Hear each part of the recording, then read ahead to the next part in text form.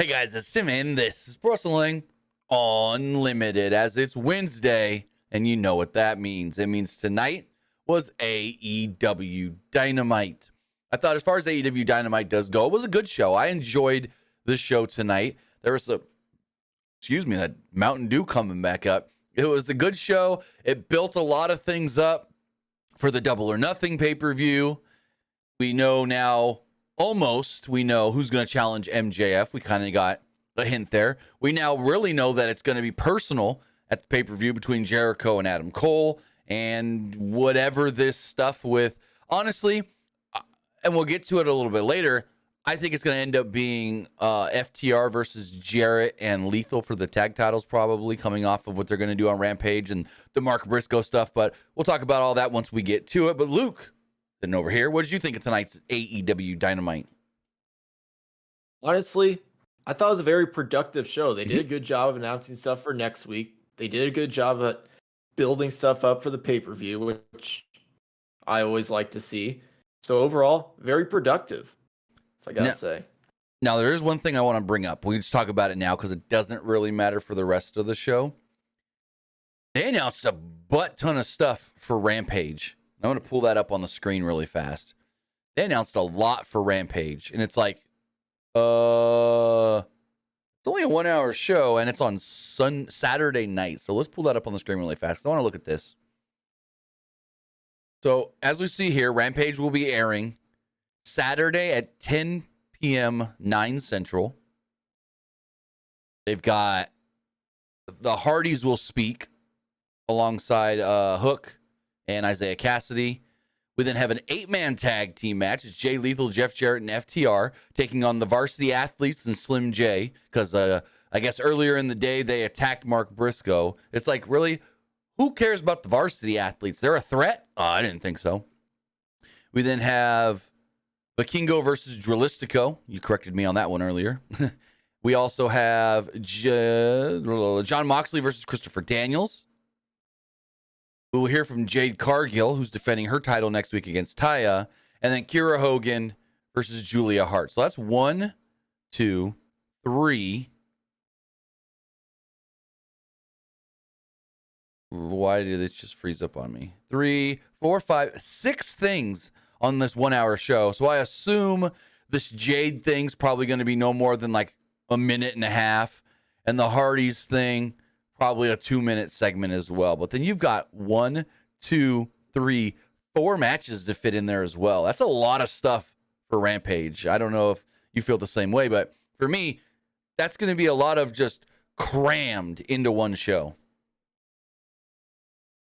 Yeah, I mean, the segments are probably not going to last more than like 30 seconds or a minute. And like some of these matches are probably going to last, I'd say like 2 of these matches are probably going to last only like 6 or 7 minutes, I would say. Oh, yeah, at that. Because, I mean, let's see. I think they'll give time to Drillistico, although I don't think they've said what the main event, quote unquote, is going to be, but I think it would probably be Vikingo and Drillistico, just because it's for the AAA title, and I don't think they want to go in there and do like a 3-minute match and then AAA go, oh, that's all you're going to give us? Well, we won't give you title matches anymore. But, like, I think Julia Hart's going to beat Kiera Hogan in like 45, 60 seconds. That match is probably going to be really short with some magic or something. I'm torn, though. Do you just have Moxley go in there and squash Christopher Daniels, or do you actually give them like 5-6 minutes? I assume like 5 or 6 minutes, but maybe at the end of that match, him and Claudio and Yuta probably just beat the crap out of him. Mm-hmm. Then you got my guess. And then you got the 8-man tag where that's got to go at least 5 minutes because you got to let all 4 of the, I don't even know if you call them baby faces, because what is Jay Lethal and Jeff Jarrett? Are they baby faces? I don't know. But you got to let them all do their big move before you can end the match. So, I mean, I'm not going to watch, but I'm interested just to see how the flow of the show is once it airs. It's probably just Tony Khan's way of saying, like, we have like 7 matches on this show, so like, please watch it. Well, no, kind of thing. That's exactly what it is. It's, hey, we're going to load up this show with a lot of stuff. Hopefully you watch because it looks interesting, and yeah, it's on another night. Now, I think if this was just a regular Friday show, they wouldn't try to cram as much on there. But they want you to see there's so much stuff that, oh, this show looks like it's supposed to be important. Okay, I'll tune in on Saturday night. I won't be, because I won't be home. I'll be out of town. So, I mean, I could always watch on my phone. But regardless, it's interesting. I'm interested to hear once somebody else watches it. Maybe I'll watch it on Sunday. I don't know. But I am interested to see how it flows with so much stuff. But with that, we're going to flow right into the housekeeping. As I want to say thank you for watching, whether you're watching live or later. Whether you're watching live on Twitch, twitch.tv/PWU Unlimited, or watching or listening live later or whatever on YouTube, youtube.com/Pro Wrestling Unlimited, or if you're listening later on podcast services all around the globe like Stitcher, Spotify, Google Pod, Apple Pod, Anchor, iHeartRadio, and so much more. Remember, if you are watching live on Twitch, you can help us out a couple of different ways. You can either help us out by hitting that donate button down below or by donating Twitch bits in the live chat. Also, remember, you can help us out by subscribing to the channel one of two different ways. You can either subscribe with a tiered subscription, or you can subscribe with Amazon Prime, because remember, if you have Amazon Prime, then you have Prime Gaming. Prime Gaming gives you a lot of cool things like free games, free stuff for games, and it always gives you one free subscription to any Twitch channel you want to subscribe to throughout the month, and I'd greatly appreciate it if you did right here, Pro Wrestling Unlimited. Also, remember to head over to YouTube and become a channel member. Finally, head over to the Epic Game Store and use our code PW Unlimited at checkout. It's right there at the bottom of the screen. Use our code whether you're buying a brand new game like Dead Island 2, Crime Boss Rock A City, or Star Wars Jedi Survivor that comes out in less than a week. No, a little over a week. I'm so excited for that one. Whether you're claiming the free games, which are Second Extinction and Murado, or you're getting bucks for Rocket League, Fortnite, or Fall Guys, and use our code PWUNLIMITED at checkout. And again, you will be supporting us at no extra cost. So with that, jump right into it. Kivich just says, enjoy your trip on Saturday. I wouldn't call it a trip. I got to teach a weapons class on Saturday that's an hour out of town. So saying I'm out of town is technically not even really being out of town, because I'm not. I'm just not going to be home all day, basically. I'll be an hour away. Teaching people how to safely and legally carry around their weapon when they're out and about. But with that, as far as the show itself does go, I guess we got what you can consider a Pillars segment with all of the pillars. AEW Dynamite comes on the air with Excalibur welcoming us to the show. Tony Schiavone and Taz are there as well, with Taz singing Jungle Boy's song along with the crowd, because, well, he can't sing Ruby's song anymore, so now he sings Jungle Boy's song. Cool. Taz getting into it.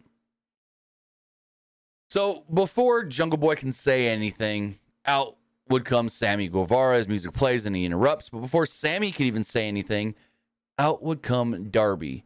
And I don't mind these segments. I like the segments as a whole, but I'm kind of getting tired of them all being the same. The exact same.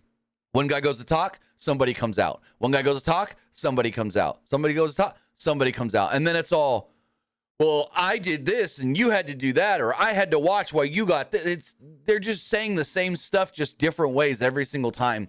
And like overall, these segments are not bad. I actually like them for all the complaining I'm doing. But it's like, okay, we've gotten, 3 of these now? I'm over it. I'm over it.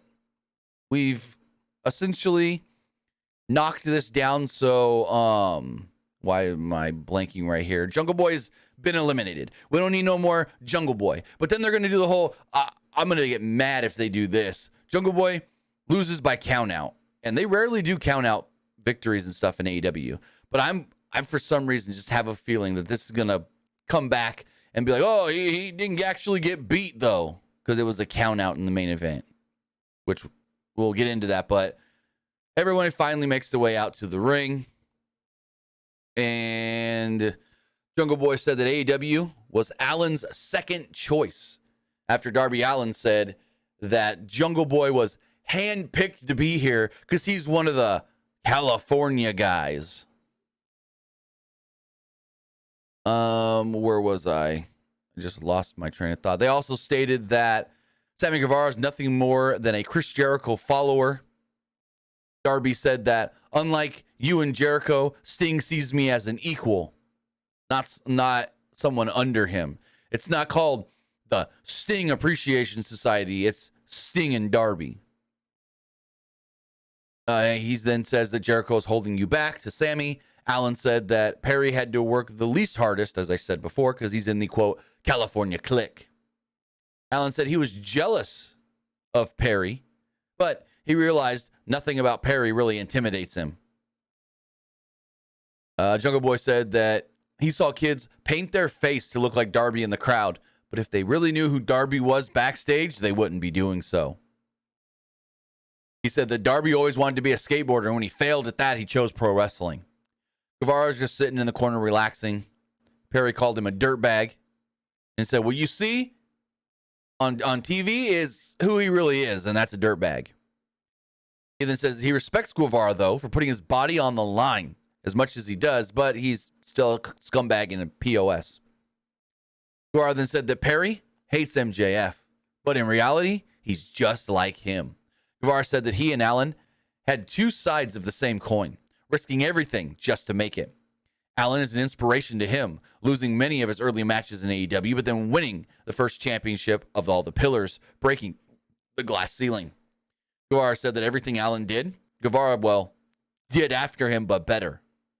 He said it's now time for Allen to sit back and watch Guevara become a world champion. Perry said, to put it on the blogs, I will be the first to become world champion.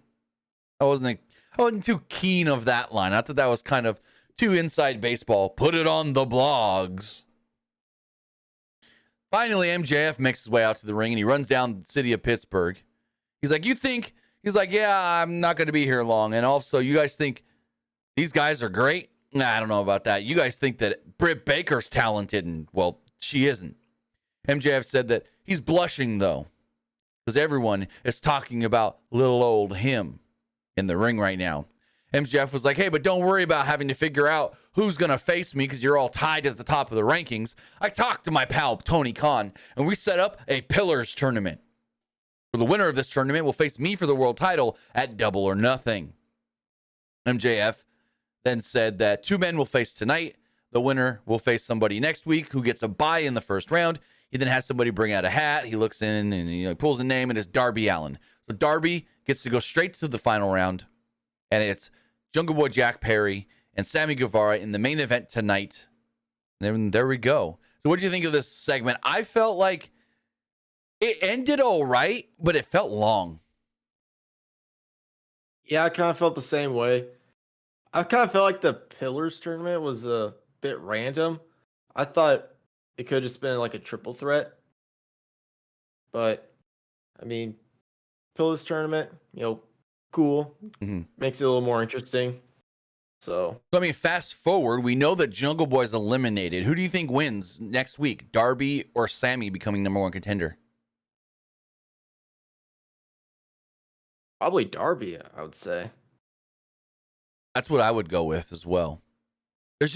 I like Sammy Guevara, but there's just something about him that doesn't scream main event world title challenger.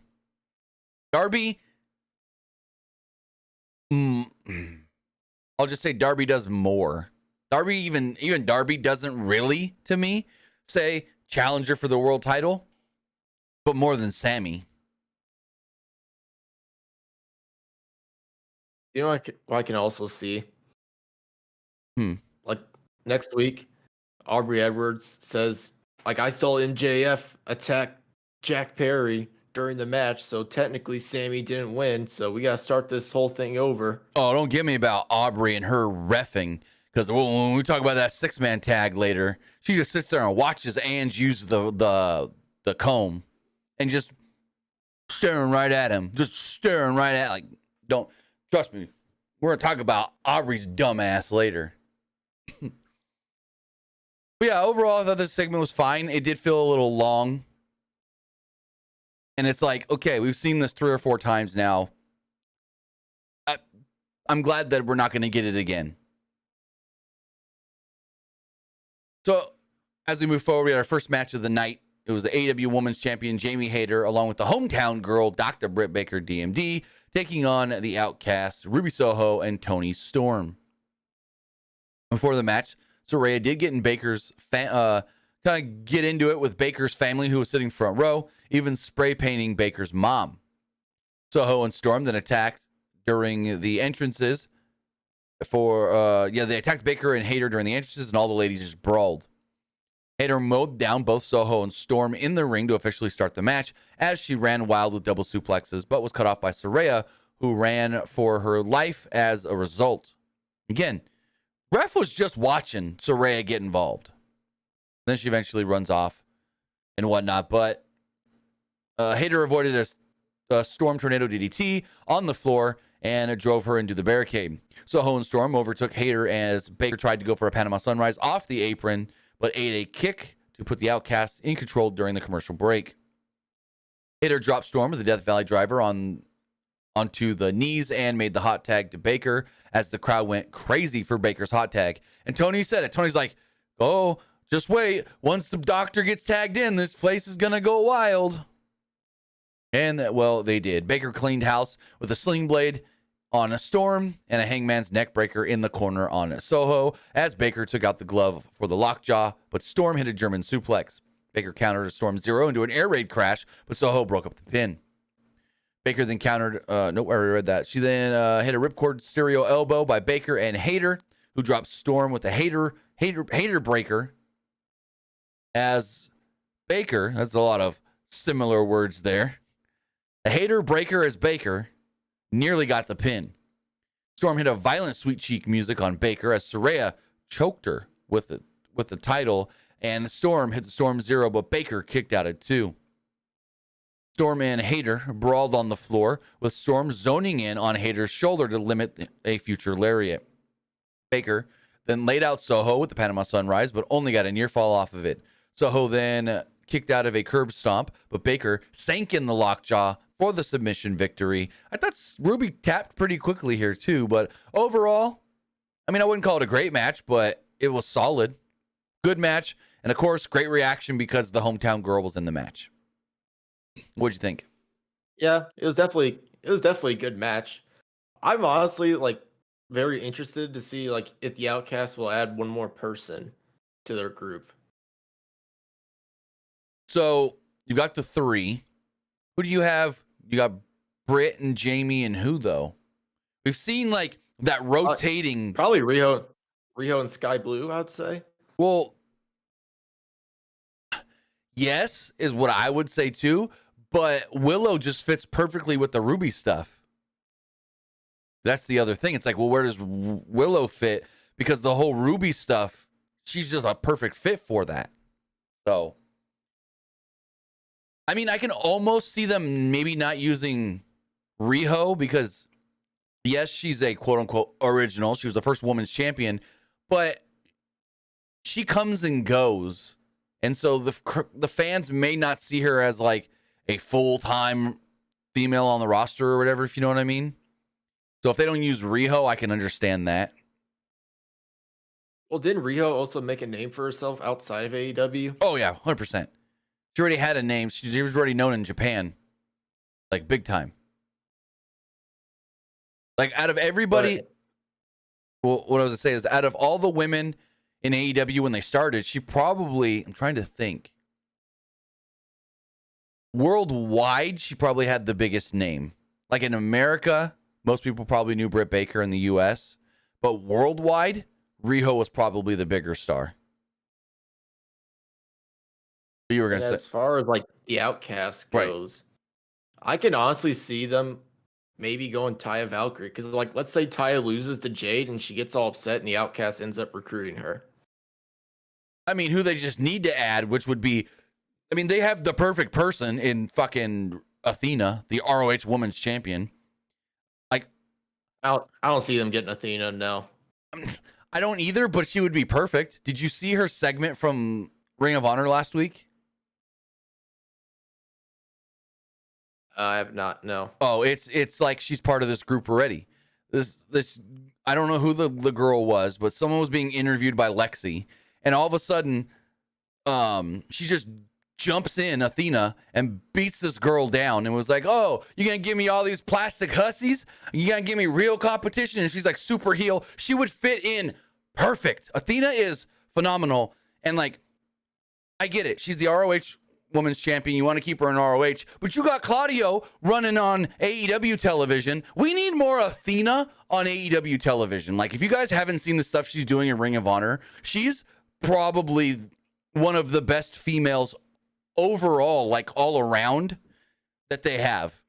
I mean, I would say she's probably, out of everybody that they have from Ring of Honor and AEW, I would say she's their best heel. I would say it. Like, it's on Twitter, the segment. Go back and watch it if you guys haven't seen it. It's great. She like runs in, beats this girl down, throws her into an equipment box, and was like, grabs the title, puts the title down, smashes the girl's face in the belt, and then she's like, Lexi, they're not going to give me competition? Maybe I'll beat you up too. Like, it's great. Athena is a fun, like, in WWE when she was Ember Moon as the babyface, I always thought she was great. But no. When they say some people are just born a babyface or born a heel, she's never been better than this heel run she's on right now. That I'm going to go and say, and probably people not like to hear, that's being wasted in Ring of Honor. And like when they first turned her heel, like a lot of people were making fun of AEW, like, why would you turn her heel and stuff? Like, she's better as a babyface. Oh no. I mean, oh no. She's doing great. She's doing pretty great as a heel. She's doing fan-frickin-tastic as a heel in Ring of Honor. Like, oh my God, is she amazing. Since Saturday says it right here in the Twitch chat. Athena is awesome. Yes. And a lot of people are also kind of like ripping on AEW for sending her down to Ring of Honor, basically saying like, oh, they already wasted her. Well, I mean, she's doing pretty great in Ring of Honor, but like, she is being a little underused. Yes, because I get it. I get the thing of, oh, well, we want the AEW and the Ring of Honor people to be separate. Okay, I get that. But then when you have your pure champion and is Wheeler Yuta still the pure champion? I don't remember. Anyways. Shibata is now, yeah, but he was still on AEW television as the pure champion. Then you got Claudio as the world champion on AEW television. So it's like, why can't you put her on AEW television? Oh, because the women only get 1 or 2 segments a show anyways. So there's no space for her, is what they'd probably say. Like outside of the match we just talked about, I don't remember any other women's stuff on this entire show. And that was the first match. So that was within the first 45 minutes of the show. And then we really didn't see women's stuff at all again. If I'm thinking correctly. It honestly just felt like, all right, let's just get the women's stuff out of the way. Yeah, it's like, oh, how are we going to hype up this crowd early on in the show, even though they've already seen an hour of dark? Oh, give them Britt Baker. But regardless, we go to the back.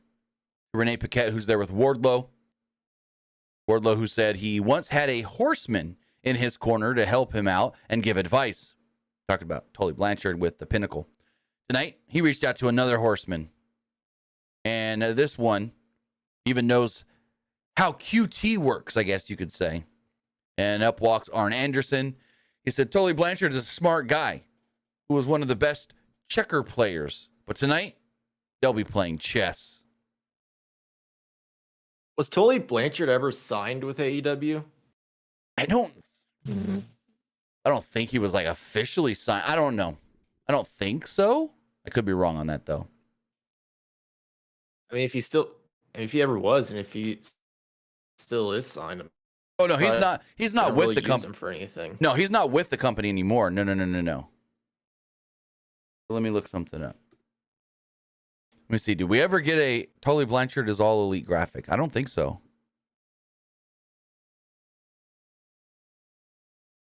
Because Tully was with Sean Spears, and then he was with FTR, and then the Pinnacle became a thing, so we were just kind of thrown in with that as well. So I don't see a Tully Blanchard is all elite graphic anywhere. So I don't think he was ever 100% signed, like fully.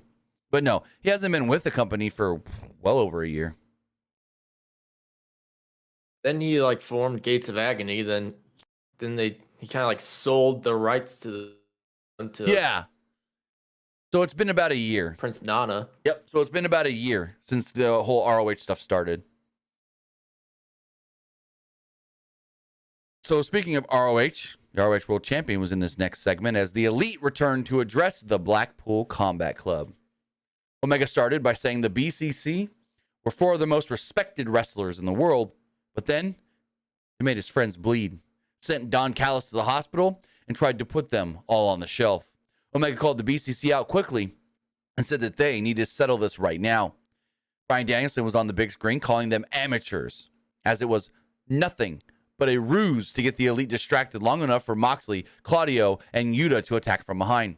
A wild brawl ensued, with Nick Jackson clearing the barricade to attack Claudio, while Matt Jackson hit locomotion Northern Light suplexes on Yuta. Moxley locked in a rear naked choke on Omega, who, in turn, sent Moxley spilling into the front row into the lap of Britt Baker's family. Yuta then cut off Matt's super kick by cracking him in his injured shoulder with a title belt, while Claudio dropped Nick with a powerbomb. Yuta briefly locked on a cattle mutilation on Matt as Moxley hit the Death Rider on Omega. This brought out Danielson from the back as the BCC surrounded Omega. Don Callis would then run out with the chair from the back, but saw that the numbers were against him, so he dropped the chair and ran away. Danielson said that Omega has the most potential of all members of the Elite, but if he doesn't want to reach that, if he doesn't want to reach that potential, then he needs to be gone, and he pulled out a screwdriver. Callis then came running back out, but this time with Konosuke Takeshita. Takeshita sprinted down to the ring to fight off the BCC. Omega recovered as he and Takeshita ran everybody off, with Callis standing tall, raising the hands of both men. The Young Bucks then joined in as Danielson was furious as Takeshita showed up. Again, very weird here. And one big, huge omission, no Adam Hangman Page. Instead, Takeshita making the save. We had seen stuff since like January that Don Callis was interested in working with Takeshita, I guess you can say.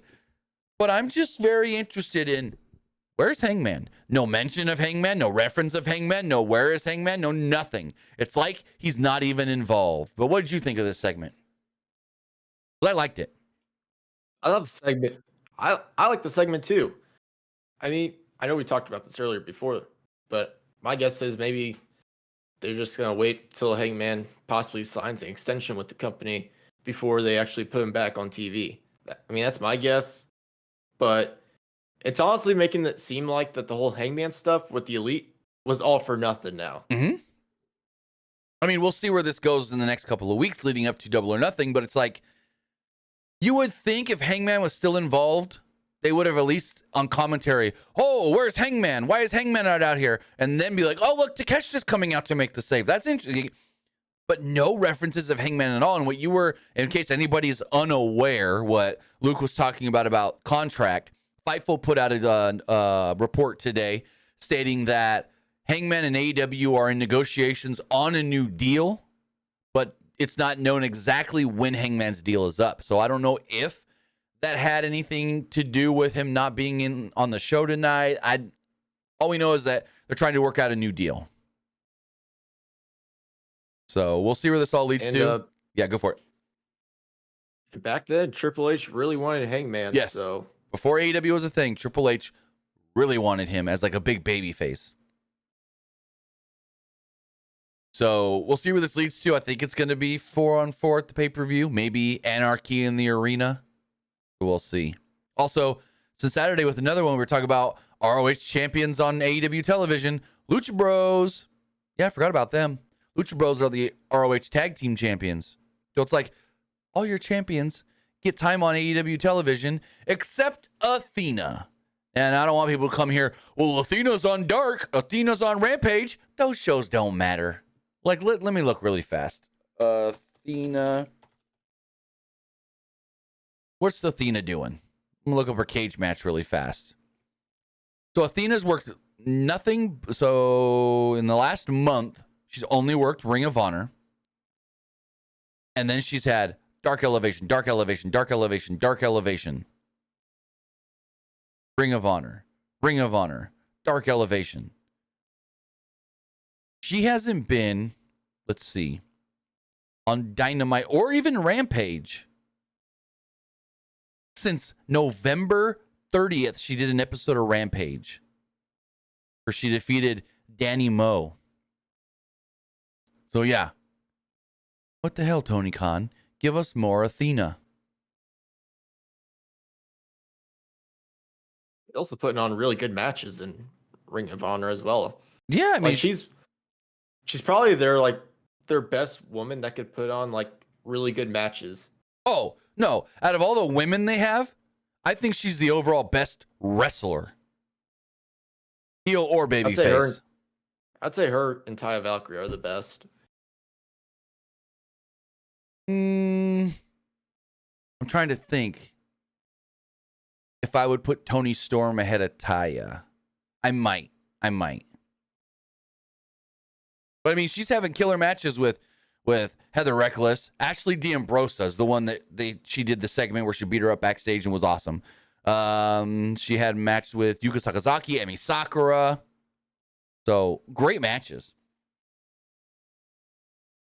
It's just unfortunate that they're all on Ring of Honor television that nobody watches, or hardly anybody watches, because it's locked behind Honor Club. So speaking of champions, the TNT Championship was on the line as they ping-ponged this belt back to Wardlow. Match itself started off good, and then I got bored halfway through this match. I don't know if you felt the same or how you felt about the match, but I'm like, oh, this match started off pretty good. And then all of a sudden, I was just not even into it halfway through. But as far as the match itself does go, no Aaron Solo. Well, that was interesting because he was basically killed off the stage last week when they cracked his head on a table off the ramp. We also saw a clip of Marshall turning on the Nightmare family from 2 years ago and forming the Factory. Wardlow rushed Hobbs early on, but Hobbs quickly turned the tables with multiple belly-to-belly suplexes. Both men spilled to the outside and brawled into the crowd where Wardlow tried a powerbomb, but Hobbs avoided it, and we got more brawling until we went to a break where Hobbs did take over. Hobbs wanted a superplex, but Wardlow shoved him off and connected with a senton. There's a big slugfest that ensued, with the crowd loudly behind Wardlow as they traded lariats, with Wardlow dropping the championship. After Hobbs ate a roundhouse lariat by Wardlow, Cameron jumped up on the apron to run distraction, but then Arn Anderson followed. This allowed Marshall to drop Wardlow with a cutter. Like, this is where it lost me with all the goddamn outside interference stuff. Hobbs then hit a spine buster for a 2 as a furious Marshall jumped into the ring. Anderson followed and pulled out the finger gun as Marshall bailed up the ramp, where he was met with a waiting super kick from Penta El Zero Miedo. Marshall then stumbled back into the ring where Anderson planted him with a spine buster. Like, we're not even going to care about the TNT titles on the line in this match. We're going to focus on these two randos. Hobbs finally got a schoolboy on Wardlow. We got a 2 off of it as Wardlow was first up and hit a pop-up powerbomb. After a second powerbomb, Wardlow signaled for the symphony and hit a third one to win the match and win the belt. So there we go. Wardlow, once again, TNT champion. So then after I'm a little tired of this flippy floppy though. Yeah. At least we know that it's not just going to be Hobbs right away going back for the belt. But it's also like, so you're telling us that there's no one else that could like win the TNT title? It's always going to be Wardlow? Well, let me see something here. I'm going to look at something really fast. Because in the last 6 months, the longest title reign has been, I want to say, 1 month. A little over a month. Let me see. So Samoa Joe, no. So last July, Wardlow won the belt and held it for 136 days. He then lost it to Joe at Full Gear, who held it for 46 days. Darby then won the belt in January and held it for 28 days. Joe won the belt for 32 days in February. Wardlow then won it back in March, held it for 3 days, lost it to Hobbs, who held it for 40 days, and Wardlow's the champion again. So in the last year, Wardlow's held the belt 1, 2, 3 times. But, yeah. I honestly, the match ends, Wardlow wins the belt, and I'm like, yeah. Hobbs being the champion, I honestly thought he only won it like 2 weeks ago. That's how insequential his 42-day reign was. That I thought he won this belt like 2-3 weeks ago. It did not feel like, when I went and looked, because I was like, wow, would Hobbs hold the belt for like 14 days? I went and looked, and I was like, there's no goddamn way he won this belt 42 days ago. It has not felt like that long at all, which means they did not do a good job with Hobbs as the champion, because I didn't feel like he had the belt for over a month. Really sucks for Hobbs, though, because I honestly thought they were actually going to do something with him as champion, but like, nope. Yeah. We're going to flippy-flop it back to Wardlow. Back to Wardlow, and then we see right after the match, oh, Luchasaurus, next challenger. And what did Luchasaurus do to become the next challenger? Nothing. Nothing. I haven't even seen Luchasaurus since, like, Full Gear. I'm going to tell you right now. Luchasaurus' last match. I know they were making... Yeah. I know they were making those hype videos for him, but... He hasn't had a match since Full Gear. So what has he done to deserve a title shot? Nothing. And did he win at Full Gear? No. He lost to Jungle Boy. So he's going to come out now. He's going to challenge for the title. Why? At least give him like 3 wins or something. Even if I go on Cage Match and see that he's got like 5 wins on Dark, I could be like, okay, we never saw those, but at least he's got something. This motherfucker hasn't worked since November. And you want to know why? Because someone was trying to sue him for his mask because they said that he couldn't use his mask anymore because that he didn't have the rights or something. I don't know. It wasn't even that he was out hurt or nothing. But yeah, he's done nothing to deserve the title shot. I thought Tony Khan just didn't really have anything for him. No, there's been a thing where he like had the mask made and was told he can use it in matches, but then when they started using it on merchandise, that's when things got a little tricky because they didn't have because he had a mask maker make the mask for him based off of a mask that the guy had created years ago. And so the guy was like, okay, I'll give you the rights to the mask for matches, but I guess he didn't give him the rights for merch or toys or something. I don't know. It's a whole to-do. So the guy was now wanting like a cut or whatever because of the mask. He technically owned the rights to the design of the mask. Why wouldn't AEW just like design that stuff? Because he's had the masks before he was in AEW. Makes sense. Yeah. Go to the back with Renee Paquette again. She's interviewing Sammy Guevara ahead of his big main event match against Jungle Boy when he's interrupted by who? MJF. MJF's making fun of Sammy for sticking his tongue out more than Gene Simmons on meth. MJF wanted to pay off Sammy Guevara as far as I didn't understand this. This was weird. He's like, I'm going to give you a blank check to guarantee that you are my opponent in the main event of Double or Nothing. Oh, and you're going to take a fall. So I guess it's just going to lead to, well, as we see in the main event, he gets involved. And so it's like, all right, I'm going to pay you to lose to me in the main event, and I'm going to help you make it to the main event. Am I getting this correctly? Because I was a little confused here. Is that basically what it is? I believe so. Yeah. I'll help you make it to the title match, but then you have to lose to me on purpose. And Sammy at first was like, I don't have a price. And then he's like, everybody's got a price kind of thing. And then Sammy writes a number down and he looks at it and goes, all right, we can make that work. So Renee was kind of... I didn't really like... Yeah, I did not like that segment at all. No. Renee kind of smirked during some of this. MJF was blown away by the price, which made me sound to me, he made it sound like Sammy lowballed himself. Like he was expecting Sammy to ask for more money than he actually did. So he's like, oh, that's it? Oh, okay, we'll make that work. Guevara then said, MJF went for a handshake. Sammy then said, friends don't shake hands, they hug. And then he hugged MJF. Not a big fan of this one. As we move forward, we had Jay White versus Komander. And hey, guess what? Komander is all elite. Yep. Tony Khan tweeted out this evening that they have officially signed Komander to All Elite Wrestling, as Tony Khan tweeted out the following. I'm going to pull it up on the screen really fast. This dude will literally sign anybody. Oh, yeah. Oh, yeah. I'm going to pull right now he's just signing people just to sign people. Yeah, I'm going to pull up two different tweets here because he's got two different tweets about Komander.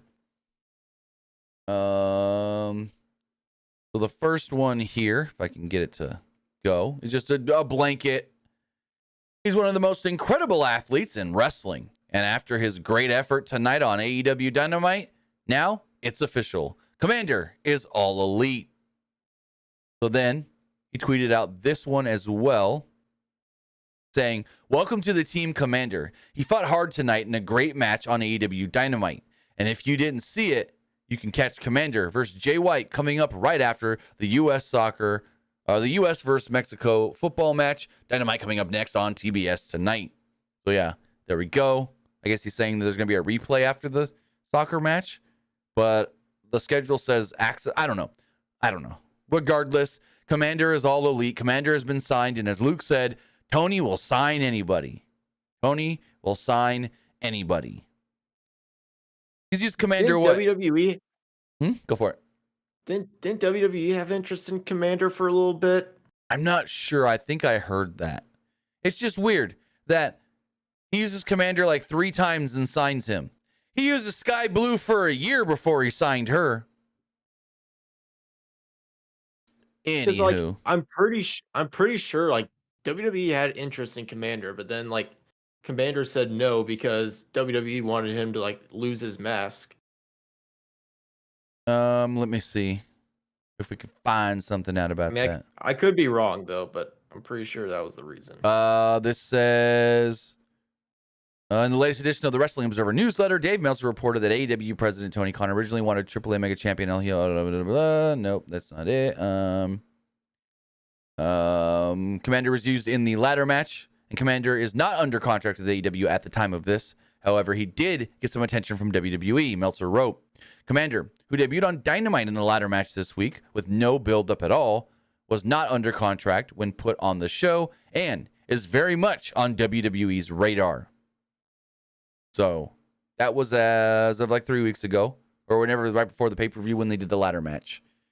So Komander could have got signed by WWE. WWE was interested, but I don't know about the whole, they wanted him to take the mask off. Yeah, I don't know about that. But WWE was for sure interested. Daniel Price says WWE wanted Komander to tone down the circus act tightrope routine to appropriate moments instead of spamming it like a video game. Oh, I can see that. Conan and Rey Mysterio both already told Vikingo to calm your ass down. Will Ospreay said recently that he wishes he would have toned his shit down when he was younger, because now he's almost 30 years old and he says he's feeling so bad. Like Will Ospreay, of all people, said that he wished that he would have toned it down when he was younger, because now at 29 years old, his body is basically giving out on him. So yeah, Komander needs to calm it down. Vikingo needs to calm it down. Conan tried telling Vikingo. Vikingo didn't listen. Conan then had Ray tell Vikingo to calm your shit. So yeah, like, I get it. Big spots on big shows, but you don't need to be doing them on every show. So, and Komander and Jay White, it was a good showing for Jay White. I thought I've seen better Komander matches. But for Jay White, I thought he looked good. I've seen Komander look better, though. Like when he fought Sammy Guevara. I thought that was a better match, to be completely honest. Yeah, I agree. So Jay White faked the good guy act, trying to go for a handshake early on and some sportsmanship as he suckered Komander in with a cheap shot. We see a lot of Sean Spears in the crowd watching as Komander used his speed to gain control. An insane amount of springboards led to a somersault Hurricane Rana that sent White to the outside. Komander signaled for the rope walk, but White cut him off. Komander tried a moonsault to the floor, but White sidestepped and drove him to the apron. White controlled during a commercial break until he noticed Sean Spears, which distracted him enough for Komander to take control with some chops and a crazy flipping roll-up for a 2. Moving forward, White popped up quickly, though, and turned Komander inside out with a lariat. Komander suckered White into the ropes, knocking him to the floor. As Komander went to the outside of the ring, he did his breathtaking rope walk dive. Back inside the ring, Komander hit a rope walk shooting star press, followed by a springboard Phoenix splash for another near fall. Komander then tried to wrench at the arm of White, who countered into a cutthroat suplex, followed by a Blade Runner to pick up the victory. After the match, Juice Robinson dragged Spears over the barricade as he and White started a beatdown before Ricky Starks would run in as well. Robinson was dropped with a spear as White bailed with the Bullet Club Gold retreating, and they're sitting on the apron, and you just hear Juice yelling, "Ricky! Ricky!" I love Juice Robinson. What do you think of the match and everything that ensued? Match was solid. Yeah. And is Juice Robinson like signed anywhere? AEW. I think he's a free agent. No, Right? I'm 99% sure he signed with AEW. I can double check on that.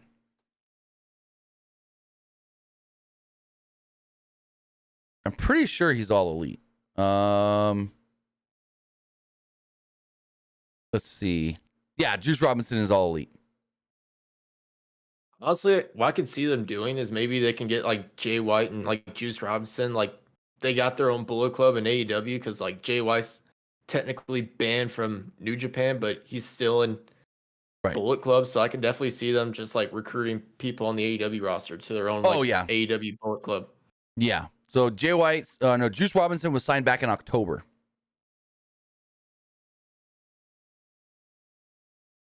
If they do start recruiting people to their AEW Bullet Club, who do you think they'd recruit? Ooh, that's a tough one. I'm gonna pull up the AEW roster really fast and see. Let's pull this up on the screen. Let's pull up the AEW roster. Because remember, they're not just Bullet Club, they're Bullet Club Gold. So we've got, looking at the roster here.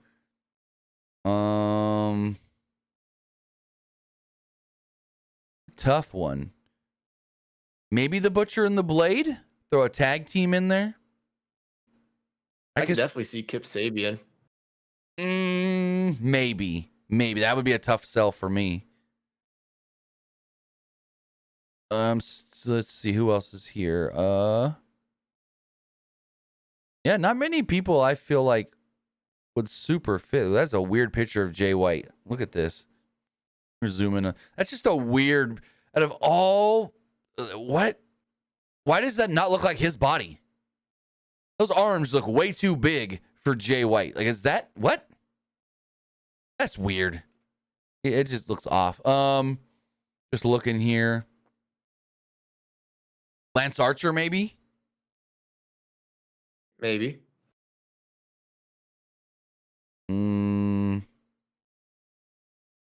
I can see like the Butcher and the Blade, Lance Archer. You said Kip Sabian, maybe. I was thinking Sean Spears, but now he's feuding with them. But someone in the YouTube chat said, "I'll save you some time. Starks will be the first one to join." That'd be interesting. That'd be an interesting one. I saw on Twitter maybe the Guns.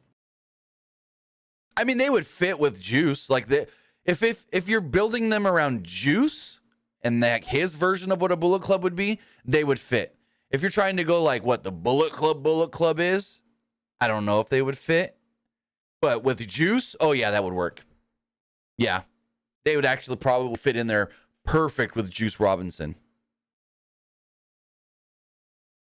Speaking of tag teams, Renee Paquette's backstage with FTR, and she's basically like, so you probably didn't see this, but earlier Mark Briscoe got attacked. Watch the screen. And he's in medical right now if you want to go. And they're like, he's in medical? Oh, we got to go to medical. And when you get there and they're like, you guys ain't good friends if you didn't know about this. And fucking Jeff Jarrett and them are there already checking on Mark Briscoe. Like, are they baby faces now? Jeff Jarrett, Sanjay, Jay Lethal, and fucking Satnam, are they baby faces now? Or is this just them trying to get in good with Mark to then finagle away to FTR? I don't know. I'm confused by all of this. To me, it honestly like Jay Briscoe is just like good friends with Mark, so they're just trying to like help him out however they can, even though they're like what? Jay White, not Jay Briscoe. Oh. Yeah. I don't know why I said Jay White, but yeah, Jay Briscoe, maybe like Jay Lethal. I'm wrong too. I was wrong too. You're right, Jay Lethal. You said Briscoe, I said White, it's Jay Lethal. We're all wrong. We're all wrong here. Anyways, yeah, no, I get what you're saying. Because like even though like Jay Lethal and like Jeff Jarrett are currently heels, it's just like Jay Lethal is just good friends with Mark Briscoe. Like they'll help him out even though they're heels. Yeah. Is how I see it. So they're all surrounding Mark. He's got the doctor checking on him, which how long has this doctor got to check on him to see if he's cleared when this thing was from way earlier in the day? Because I'm pretty sure this was posted on Twitter like hours ago. Hold on, let me see.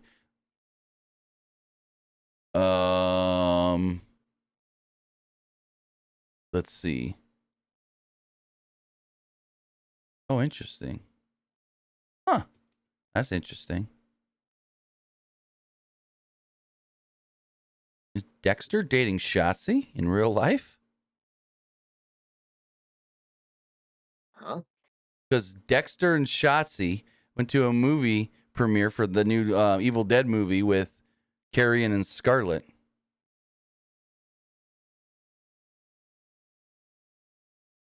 Interesting. I mean, I don't care. It's not my business. But just trying to see if that was posted earlier. I thought I had saw it on Twitter earlier in the day, but maybe I didn't. Regardless, like Jeff Jarrett and them, Jay Lethal, they were there for Mark. But FTR, you're not good enough friends. Oh, here we go. Yeah, this was posted 30 minutes before the show went on the air. And this was in like the final 30 minutes of the show. So this was posted 2 hours. This happened 2 hours essentially before FTR even knew about it. Come on, be better friends. So they go in there. Yeah, that's probably the storyline. Yeah. I mean, that's probably the storyline. They're going like, oh, we're here for Mark, but you guys took forever to show up when we were here for more. Right. So Mark's like, I'm ready to fight him. Let's go. Let's get him. The doctor's like, no, you're not cleared right now. You're hurt. And then like Jay Lethal and Jeff Jarrett were like, we'll fight him for you. And then FTR's like, no, we'll fight him for you. And Mark goes, hey, you know what? How about y'all just get together and fight him? There's 4 of them and 4 of you. And they're like, yeah, I guess couldn't make that work. So that leads to the varsity, whatever they're called. I don't even know. What are they called? The varsity squad, varsity boys. The varsity athletes, I believe. Yeah. So it's Jay Lethal, Jeff Jarrett, and FTR against the varsity athletes and Slim J. Like, why the hell is Daivari considered a varsity athlete? I thought that was just Woods and Nice, but I guess Daivari's a varsity athlete too. I don't know. It's so hard to keep up with all these groups in AEW.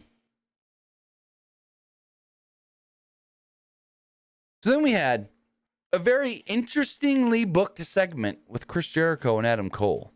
This is, I would say, different from what we're used to in AEW, sort of. Basically because the use of, and how they use Britt Baker and stuff. But I'm intrigued, actually. Cole said that he modeled the style of how he wrestles after Chris Jericho because he looked up to Jericho. And I'm like, no, you wrestle more like Shawn Michaels, bud. You've said it in the past. Anyways, storyline purposes. Like he even admitted that in an interview in the past that everyone keeps compares him to like Shawn Michaels, and he agrees. He's like, well, yeah. Anyways, storyline purposes, he's got to say that he likes Jericho, so Jericho can come back and go, well, I don't like you, and I have zero respect for you. He's like, you're an arrogant son of a bitch. Cole. I don't think Adam Cole's that arrogant, though. I mean, well, as a heel, I would say. I'm just gonna tell you, but everyone probably already knows. Like Adam Cole, one of the best heels in all of pro wrestling today. But then on the flip side, in real life, he's one of the nicest people you can ever meet. I've been told by so many people, they're like, yeah, I've never met anybody nicer than Adam Cole in real life. It's like, it's wild. Do you not watch his Chug streams? Yeah, he's literally like the nicest guy. It's literally wild how one of the nicest guys in the world can be one of the best bad guys in all of pro wrestling. But hey, put this guy in movies then if he's that good of an actor. Send this guy to Hollywood. What do you got? Warner Brothers Discovery. You got something you can put him in. Anyways, again, Jericho said he has zero respect for Adam Cole, who was an arrogant son of a bitch. Cole is lucky Jericho doesn't slap him in the face right now for disrespecting him last week. Cole said Jericho is a jag-off, and he got a chant going. Now, I don't know what that means. What's a jag-off? Is that a special term they use in Pittsburgh? Is that a Jacksonville Jaguars thing? I'm going to look it up. I don't know. I'm going to look it up. Jag-off. It's a term used in Western Pennsylvania. Stupid, irritating, or stupid or irritating type of person. I guess it's a Pennsylvania thing. Yeah, contemptible, whatever that word is. I gotta look up contemptible. Right. That's a bigger word than my redneck ass knows. Contemptible. Deserving contempt. Despicable. So he basically call him a jag-off, which means you're a bad human being. Cool, whatever. You got a jag-off chant going. Cool. You did something for the local crowd that most of us don't understand. Anyways, Cole called Jericho a hypocrite and hypocritical. Cole said that Jericho could be the demo god, but he views him as an insecure, fickle, stupid idiot. No more games from Cole as they're face to face. Jericho then mentions the sayings of never meet your idols, and if Cole was smart, he'd leave the ring right now. Jericho shoved Cole, and a brawl started before Daniel Garcia ran into the ring from behind to put the boots to Cole with Jericho until Britt Baker would run down, grab Jericho off of Cole, and slap him across the face. This is then when the Outcasts would run out, and I'm like, oh boy, this was good. I like that they're talking, but then it just got too convoluted. Anyways, it catches itself back up there at the end, though. So the Outcasts appear from under the ring, which is like, what the fuck? They always thought Britt was just going to come out for this? That made no sense to me at all. Why are they under the ring? Anyways, they come out from under the ring, and they start beating down Baker. Garcia handcuffed Cole to the bottom rope while the Outcasts forced him to watch him. As they forced him to watch the Outcast beat up his girlfriend. Jericho was about to hit Cole with the kendo stick, but handed it to Saraya instead, forcing Cole to watch Baker get beaten down even more. Baker pleaded by screaming Cole's real name, Austin, as Cole begged Jericho and crew to stop. Jericho and Saraya then hugged, with the Outcast and the JAS standing tall. So, like, it got kind of dumb in the middle because it's like, why are the Outcasts under the ring? Did Jericho just always think, oh, well, Britt's probably going to come out, so I need someone to take her out? No. But in the end, it was whatever. It came back around. They tried to do the realism thing of Austin instead of saying Adam or whatever. So it wasn't bad. What'd you think? It wasn't terrible. The only thing I didn't really like was how like Saraya, Tony, and Ruby were just casually just under the ring. Mm-hmm. Like I didn't really like that. That part made no sense at all. Yeah.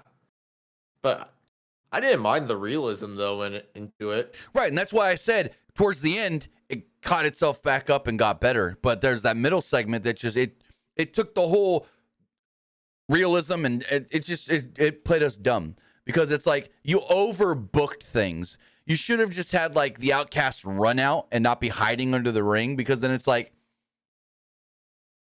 what were they supposed to just attack Cole? Did they always think Baker was going? I don't know. And now they overbooked it, so now we're thinking too much into it. You know what I mean?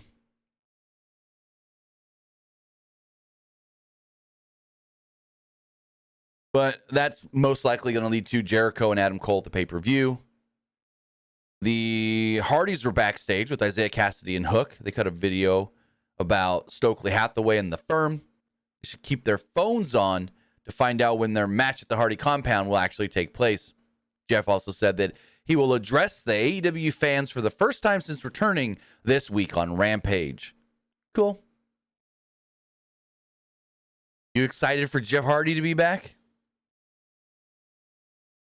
I'm kind of having like mixed feelings about it. Yeah. Like I wasn't like as excited as I should have been, if that makes sense. Same.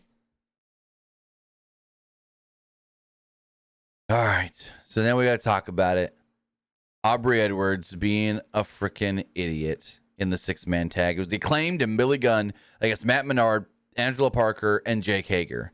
So nothing of consequence happened in this match. Like nothing at all. And there's the JAS are trying to cheat and everything. And then at one point, I want to say it is Ange and Bowens in the ring. Ange gets his comb and they're like, oh my God, he's got the comb in his hand. Is it a loaded comb? Oh my God, is it a loaded comb? And he's got the comb in his hand. You can literally see the comb sticking up out of his hand. Like, I'll pretend that these fingernail clippers are the comb. He's got the handle here in his hand and the other part of the comb sticking out. He then turns his hand to like punch with it. Of course, he misses and hits Jake Hager with it. But while all of this is going on and you know he's got something in his hand, and then he punches, and because he literally looks at it, makes sure it's in his hand, and then punches. Then looks at it again, and is like, oh no, I hit Jake with it. And Aubrey is just standing there like this, watching him. She's like up against the ropes, and he goes to punch. I think it's Bowens who's up against the ropes, misses, hits Hager who's on the apron, and Aubrey's just standing there. Didn't even go, excuse me, I see that, get rid of it. No. And then Billy comes up from behind and yeah. Why are these referees so stupid, dumb, and don't like to enforce rules? Are they told rules don't matter so you don't have to do your actual job? I mean, Aubrey Edwards, when AEW first started and they brought her in, she started off fine, but then like she just sucks now. Yeah, no. Like you can see the comb in his hand like this. She is staring right at him. It's not like she looked away for a second. No. You would think she was just a statue standing there. Hell, stiff and just straight at him she was looking. So it's like, I don't know. In the end, the Acclaimed win. It also had a stupid ass fucking stipulation too. If the JAS win, the Acclaimed have to join the JAS, but only till Double or Nothing. Like, where the hell did that stipulation come from? And why would the Acclaimed even agree to it? I don't know. Like, they didn't even announce that on any television. It was on the Road to YouTube clip thing. Like, you really think people are gonna like pay attention to that? Let's see. AEW YouTube. How many people actually even watched it? Because I didn't even know about the stip until they said it during the show tonight. Like, I had no idea that was even a stip on this match. And then like I looked back and it was like, oh, that was announced on the Road 2 thing, which literally 52,000 people have watched. But yeah. That was literally posted a day ago. But 52,000 people compared to the 800 and something thousand that watch every week 800 to 900,000. That's what, like 10%? Not even 10%. Say they do 880,000. 52,000. I did that backwards. 52,000 divided by 880, because I think that's what they did last week. We've literally got half to like less than 2% of the audience saw that Road 2 video of the normal number of audience that watches Dynamite. So less than 1 to 2% watched the Road 2. So yeah, that's not that many. No. When you have last week they did like 880,000 or something, 52,000, which is a big number in itself for their YouTube channel, 52,000. But because I mean, 52,000 watched the Road 2, 116,000 watched Dark this week, or Dark Elevation. So it's like, in compare for their YouTube channel, that's a good number. For a stipulation being added to their weekly show on TV, that's not a good amount of people, if you look at it in that way. But yeah, the acclaimed one. Hit the mic drop, and there we go. Cool. This match did absolutely nothing for me other than make Aubrey look even more like a dummy. So let me go to our main event. And it's Sammy Guevara versus Jungle Boy. I like this match. That was action-packed. Good main event. Two of their bigger names in the main event that I think could hold the audience as far as interest of, you set this match up at the start of the show, and this is a match with two big enough stars for their audience to be like, oh no, we're sticking around and watching this. So I thought it was good other than the count-out finish.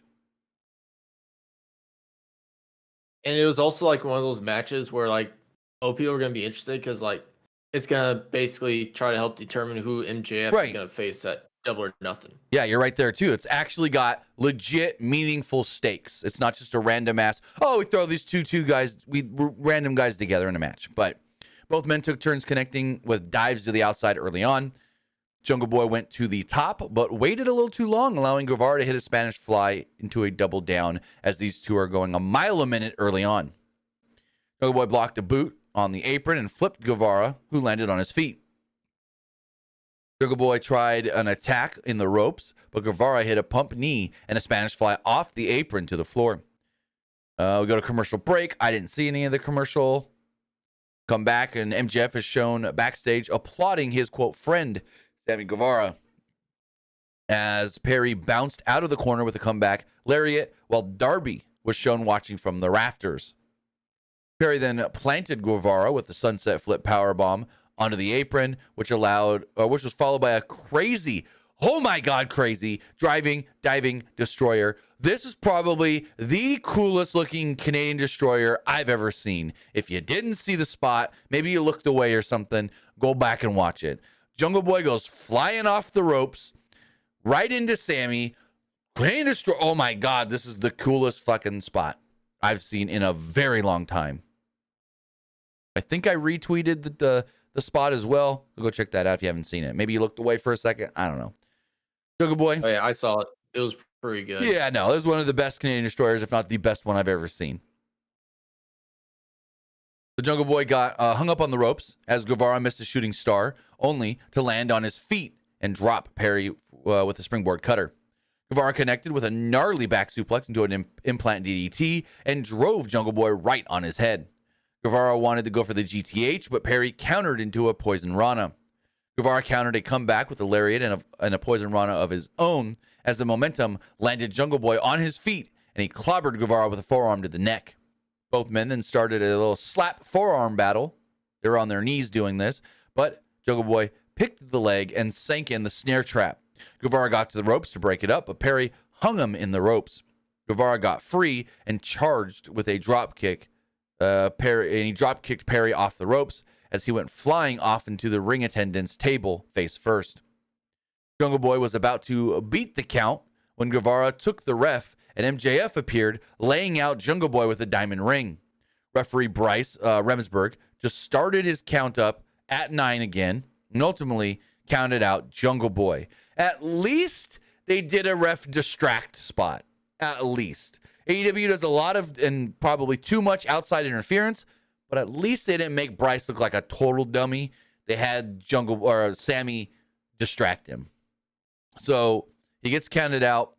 MJF then celebrates with Sammy on his shoulders to end the show as Guevara ultimately slowly picked up the title, handing it to MJF, and they celebrated more as Allen was shown in the rafters again, just shaking his head. So what'd you think of the match and all that? Match was good. The only bad thing I really have to say about it was the ending.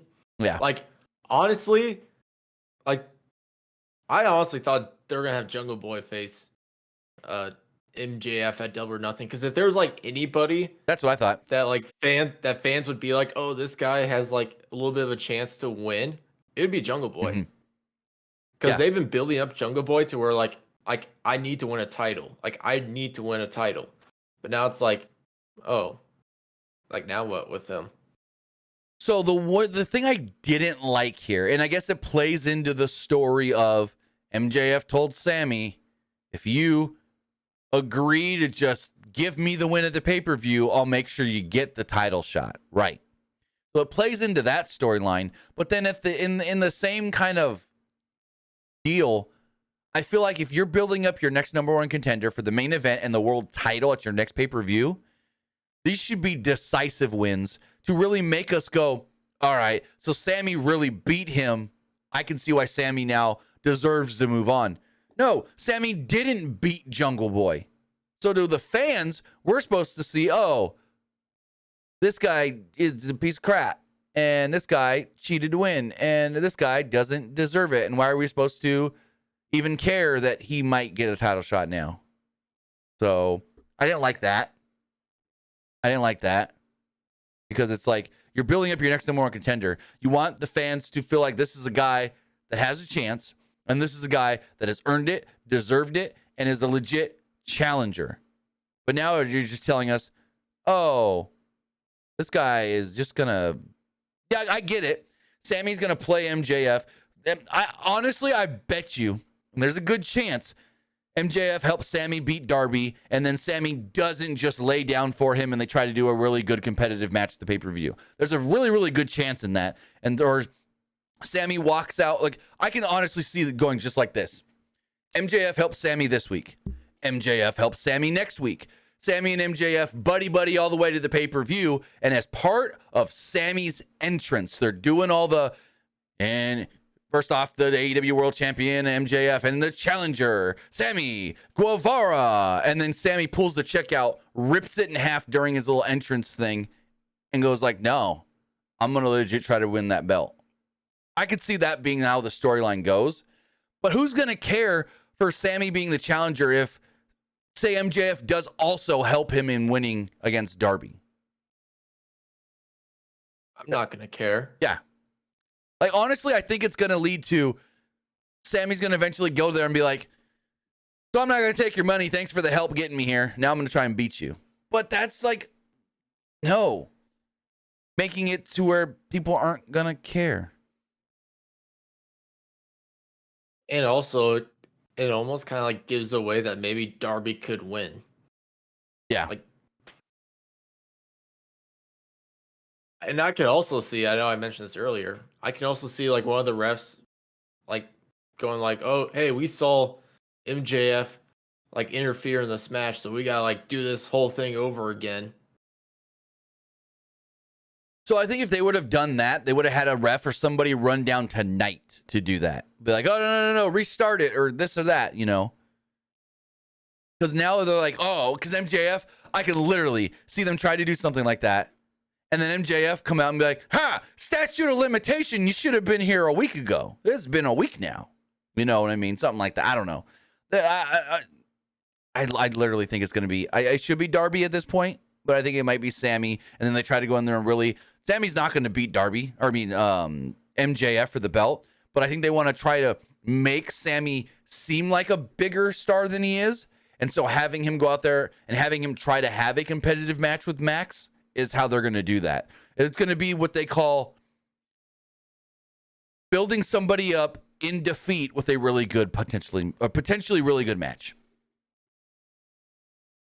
So, kill. Yeah, I can see that. We talked about it already, but I'll just hit on it again. As far as Rampage does go, remember, Rampage is Saturday night this week. We do have the AAA Mega Championship on the line when the heel Delvin Kingo defends against Duelistico. FTR, Jay Lethal, and Jeff Jarrett will be taking on Tony Nese, Josh Woods, Ari Daivari, and Slim J. Julia Hart will be in action when she takes on Kira Hogan. John Moxley will be going one-on-one with Christopher Daniels. We will hear from Jeff Hardy, Matt Hardy, Hook, and Isaiah Cassidy, and we will also be hearing from the TBS champion, Jade Cargill. As far as next week's AEW Dynamite does go, we do have the TBS Championship on the line when Jade Cargill defends against Taya Valkyrie. And finally, in the finals of the Pillars tournament, it's Darby Allin against Sammy Guevara. The winner will become the number one contender to MJF at the AEW World Championship at Double or Nothing. There we go. That's everything that did take place tonight on Dynamite. Any closing thoughts? I don't believe I have anything. Yeah, me neither. I think we talked about everything that was of consequence for this show. Like you said, a productive show because it did build up a lot of things going forward. And I did like that. It built things moving forward, whether that's another Dynamite, whether that's Rampage, or whether that is for the pay-per-view coming up. But the pay-per-view is in, well, they got a month. So, yeah, it's not as soon as I thought. But they literally, like, next week, they got to really start building up things for this pay-per-view. Because it's not like a WWE pay-per-view where we got 6 matches. They usually do, like, 10, 12 matches. So they got to build up a bunch of stuff. I mean, they have like one match for like their 0 hour, like 1 or 2. Yeah. And then it's like 9 or 10 matches on the main card. Well, as we saw with, I want to say Revolution. Was it Revolution? Where like the day of or the day before, they announced like 2 more pre-show matches, but they've done that a lot too. We're just randomly, they'll go, hey, we got this guy in town, so we're just going to throw him on the 0 hour. Hopefully for this year's Double or Nothing, they don't make the same mistake like they did last year. Because like last year was like the NBA playoffs, and Tony Khan was like, all right, we're gonna start out with like some good matches, and in the middle, we'll do like some regular matches, and then we'll save the good matches after the playoffs are over. Yeah, they structured the show around it. Yeah. Like, dude, just like do everything regularly. I mean, people will still watch it. And what I was thinking of was the Ring of Honor show where he randomly was just like, oh, hey, by the way, why can't I think of his name all of a sudden? He's in the United Empire. Why can't I think of his name all of a sudden? No. Cobb? Yeah. He was just randomly like, oh, hey, by the way, we're going to have Jeff Cobb in a match. So they do that sometimes too. We're just randomly, we're going to add a random match. But regardless, that is everything that took place tonight on AEW Dynamite. You know what we thought of the show. Now it's time to hear what you guys thought of tonight's show. As far as the polls all do go, let's refresh those and check them out. As far as the Twitter poll does go, 58% liked the show, 22% thought it was just all right, and 19% didn't like it. As far as the YouTube, wow, it's almost basically the same. As far as the YouTube community poll does go, 58% liked the show, 24% thought it was just all right, and 18% did not like it. Some of the comments here, this person says 3 out of 10. This person says, only watched for American Dragon, FTR, and Anna J. This person says mid. This person says low rating incoming, followed by major Tony Khan announcement. This person says, tournament and TNT title change. Just why, especially the title change. As far as the YouTube live poll does go, 62% liked the show, 23% thought it was just all right, and 15% did not like it. And finally, the Twitch poll, 60% liked it, 40% didn't like it. So there we go. And thank you for joining us. Twitch.tv/PW Unlimited, YouTube.com/Pro Wrestling Unlimited, or podcast services all around the globe like Stitcher, Spotify, Google Pod, Apple Pod, Anchor, iHeartRadio, and so much more. Luke, tell them where they can find you. You can find me over at Twitter at petke_21, and you could also find me over at Twitch at TheLukePetke. With that, guys, I'm going to be streaming a little bit later on Twitch as well. We're going to play some of the new Disney Speedstorm and then maybe jump into something else after that. So follow me over there on Twitch at TimmyBuddy. Hopefully I'm live there within the next hour or so. So with that, guys, have a great rest of your night, and we will see you back. I'll be back live Monday morning. No, not Monday, Friday morning for the wrestling wrap-up. Have a good one, guys.